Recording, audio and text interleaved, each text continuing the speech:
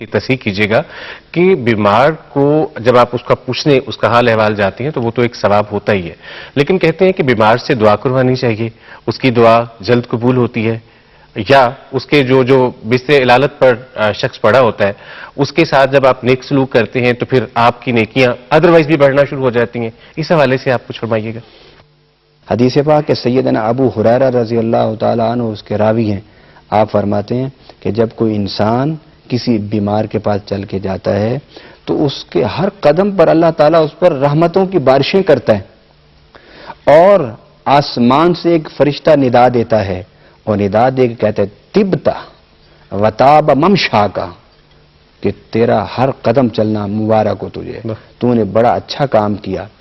اور جب وہ عیادت کر کے واپس پلٹتا ہے تو اللہ تعالیٰ کی طرف سے وہ فرشتہ صدا دیتا ہے کہ وَتَبَوَّأْتَ مِنَ الْجَنَّةِ مَنزِلًا، اور تو نے اس بیمار کی عیادت کیا کی، اس بیمار کی عیادت کے بدلے میں تو نے گھر میں اپنا، اب جنت میں اپنا ایک گھر بنا لیا ہے۔ اب یہ حدیث پاک کہ جو ایک مسجد بناتا ہے وہ اپنا گھر جنت میں بناتا ہے۔ مسجد بنانے کے لیے ایک سرمایہ کی ضرورت ہے، مسجد بنانے کے لیے ایک وسائل کی ضرورت ہے، تھوڑے پیسوں میں مسجد نہیں بنتی۔ آپ جتنی بھی چھوٹی سی مسجد بنائیں، جتنی بھی سادہ سی مسجد بنائیں، اس پر پیسہ لگتا ہے، اس پر لاکھوں روپے لگ جائے گا۔ لیکن دیکھیے دوسری طرف جس نبی صلی اللہ علیہ وسلم نے ہمیں یہ بتایا کہ جس نے مسجد بنائی اس نے اپنا گھر جنت میں بنایا، یہ پھر بھی ایک محنت، ایک جد و جہد، ایک کوشش کا کام ہے۔ اسی سچے رسول نے ہمیں یہ بتایا ہے کہ چند لمحوں تم جا کر اگر کسی مریض کے پاس بیٹھتے ہو تو آسمان پر فرشتے ندائیں دیتے ہیں اور بتاتے ہیں کہ اللہ کا فلاں بندہ ایک مریض کے پاس جا رہا ہے، اور وطابہ ممشا کا، تیرا یہ چل چل کے جانا اللہ کو بڑا پسند ہے۔ اور وہ چند لمحے، چند منٹ، چند سیکنڈ اس کے پاس بیٹھ کے اس کی خیریت پوچھتا ہے، اور خیریت پوچھ کے جب واپس آتا ہے تو رب کا فرشتہ ندا دے کہتا ہے وَتَبَوَّأْتَ فِي مِنَ الْجَنَّةِ مَنزِلًا، کہ تو نے جنت میں اپنا گھر بنا لیا۔ بتائیے، وہ اس لیے تو علامہ اقبال کہا کرتے تھے کہ ہم تو مائل بکرم ہیں، کوئی سائل ہی نہیں، راہ دکھلائیں کسے، کوئی رہرو منزل ہی نہیں۔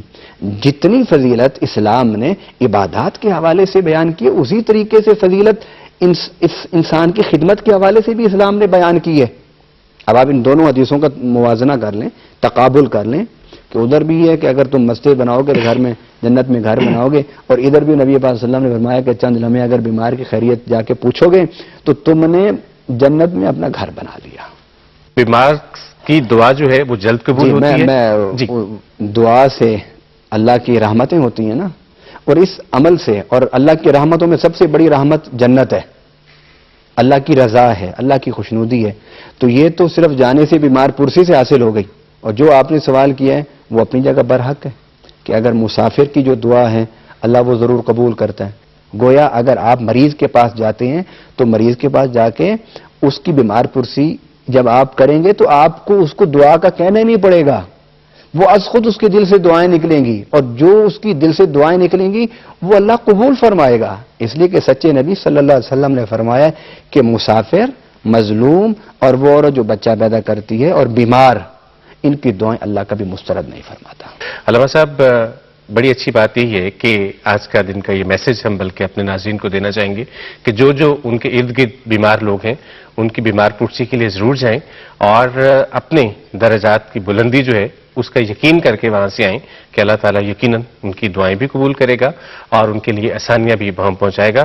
اسی پروگرام میں علامہ صاحب ہم نے اپنے ناظرین سے ریکویسٹ کی ہوئی ہے کہ جو بھی ان کے ذہن میں سوال آئے وہ ہم سے پوچھ سکتے ہیں۔ غالباً ہمارے پچھلے پروگرام میں ہم نے اسی موضوع پر بات کی تھی، اور اسی موضوع کے حوالے سے ایک ہمیں سوال آیا ہے۔ بہت سارے سوال ہیں لیکن ان میں سے ایک سوال ہم آج کے اس پروگرام میں شامل کر رہے ہیں۔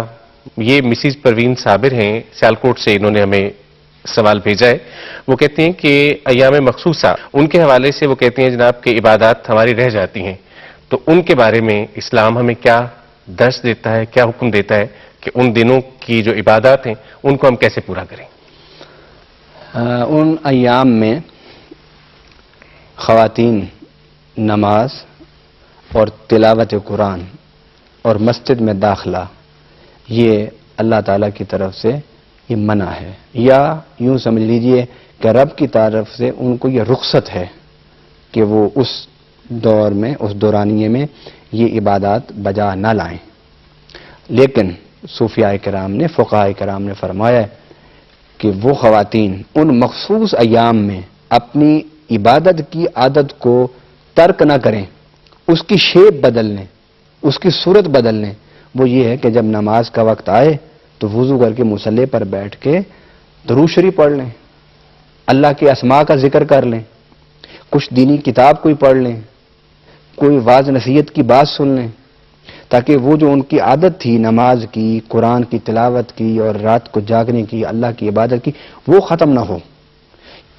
تلاوت قرآن کے علاوہ باقی اگر وہ تسبیح پڑھنا چاہیں، اگر وہ درود شریف پڑھنا چاہیں، اللہ کے اسماء کا ذکر کرنا چاہیں تو وہ کر سکتی ہیں، اس کی ممانعت نہیں ہے. اور اس کے ساتھ ساتھ اگر ماہ رمضان کے روزے ہیں تو وہ انہیں قضا کرنے ہوں گے. اچھا. لیکن نمازیں جو ہیں ان کی قضا ان پر نہیں ہے، کیونکہ اللہ تعالیٰ نے قرآن میں فرمایا لا یکلف اللہ نفسا الا وسعها، کہ اللہ تعالیٰ کسی کو اس کی طاقت سے زیادہ تکلیف نہیں دیتا. مہینے سال میں ایک دفعہ روزے آتے ہیں، کتنے روزے رہ جائیں گے؟ 2 روزے، 4 روزے، 5 روزے، 6، 7، ان کی قضا ہو سکتی ہے تو ہم اس کو قضا کر لیں. لیکن کیونکہ نماز ہر مہینے میں 7 دن یا 10 دن اس کی چھوٹنی ہے تو اس کی ذمہ داری اٹھا لی ہے کہ اس کی قضا وہ کر نہیں سکتی، کیونکہ ہر مہینے اس نے اس مرحلے سے گزرنا ہے. اس لیے تو اسلام کو دین رحمت کہا جاتا ہے. اسلام جو ہے وہ انسان کو اتنا ہی مکلف کرتا ہے جتنی اس کے اندر طاقت ہے کہ اس کو ادا کر سکے. جس طرح آپ دیکھیے اگر ایک انسان مریض ہے، وہ کھڑا ہو کے نماز نہیں پڑھ سکتا، تو قرآن اسلام کہتا ہے کہ تو بیٹھ کے پڑھ لے. اسلام یہ نہیں کہتا کہ تو نہیں کھڑا ہو سکتا تو کھڑا ہو کے ہی پڑھ، بیٹھ کے پڑھ لے. اور اگر بیٹھ کے نہیں پڑھ سکتا تو لیٹ کے پڑھ لے، اشارے سے پڑھ لے، چھوڑنے سے بہتر ہے. بہت شکریہ علامہ صاحب آپ کا. تھینک یو ویری مچ کہ آپ اس پروگرام میں تشریف لائے، اور آپ سب کو بھی بہت شکریہ کہ آپ نے ہمارے آج کے اس پروگرام کو بھی دیکھا. اگر آپ کے ذہن میں کوئی سوال ہو اور آپ ہم سے سوال پوچھنا چاہیں تو بالکل صلاح عام ہے یاران نکتہ داں کے لیے آپ ہم سے سوال پوچھ سکتے ہیں. بہت آسان سا ای میل ایڈریس ہے، اس وقت آپ کے ٹیلی ویژن اسکرین پر لکھا ہوا بھی آ رہا ہے، info@rasol یعنی info@rasul@yahoo.com. اور اگر آپ ہمیں خط لکھنا چاہیں تو وہ بھی بڑا آسان سا پتہ، انچارج پروگرام اسلام اور انسان، Pakistan television centre, 21 Mahmood Ghaznavi road, Lahore. اور آج کا ہم نے آپ کو یہ میسج ضرور دینا ایک دفعہ پھر کہ اپنے ارد گرد ذرا نظر دوڑائیے گا. آپ کے اہل و عیال میں، آپ کے کنبے میں، آپ کے خاندان میں، آپ کے محلے میں، آپ کے جاننے والوں میں اگر کوئی بھی شخص بیمار ہے تو اس کی عیادت کے لیے ضرور جائیے گا. اس کا بہت سا ثواب ہے.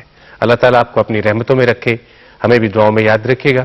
آپ سب کا بہت شکریہ. علامہ صاحب تھینک یو ویری مچ کہ آپ اس پروگرام میں تشریف لائے، اور آپ سب کو ایک دفعہ پھر مجھے کہنا ہے اللہ حافظ.